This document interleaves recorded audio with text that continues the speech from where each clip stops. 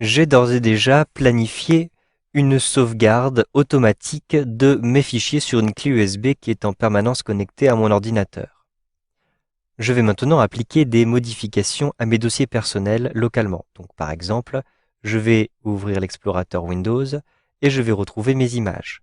Dans mes images, je vais par exemple retrouver les images qui concernent le travail. Je double-clique sur le dossier travail et je vais supprimer ici le fichier qui s'appelle identité. Avec un clic droit, je choisis ici supprimer et j'ai donc supprimé ces différentes photographies.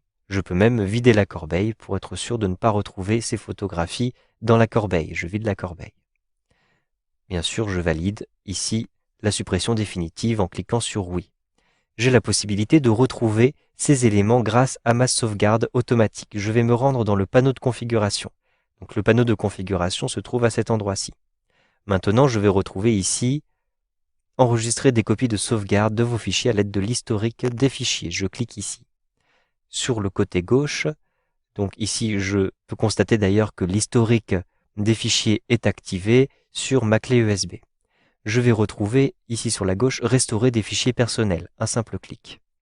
J'ai maintenant une nouvelle fenêtre qui me permet de récupérer les différents types de fichiers. Donc je reconnais ici mes vidéos, mes musiques, mes images, etc. Je peux avoir plusieurs versions. Si je clique sur la version précédente, j'ai accès à une version un peu plus ancienne. Si je clique, d'ailleurs j'ai la date à cet endroit-ci. Si je clique ici sur suivant, je vais avoir une date un petit peu plus récente de sauvegarde.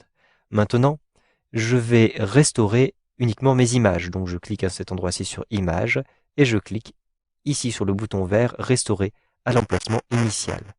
Au bout d'un instant, vous avez une copie qui est faite et l'ordinateur m'indique que j'ai des fichiers dont les noms sont identiques. Je vais donc choisir de décider pour chacun des fichiers. Je peux vérifier les différents fichiers qui sont identiques et choisir lesquels je souhaite conserver. Par exemple, je souhaite ici déplacer les fichiers qui se trouvent effectivement dans mon historique. Ensuite, je clique sur continuer. Je vais avoir ainsi, vous le voyez, la possibilité de choisir les fichiers que je souhaite remplacer et les fichiers que je souhaite conserver. Si maintenant j'ouvre mes images et que j'ouvre le dossier travail, j'ai effectivement retrouvé, vous le voyez, le dossier identité. Il a bien été restauré. Si je double-clique dessus, je constate d'ailleurs que toutes les photos s'y trouvent bien. Vous savez donc maintenant comment récupérer des données à partir d'une sauvegarde que vous avez effectuée sur une clé USB avec Windows 8.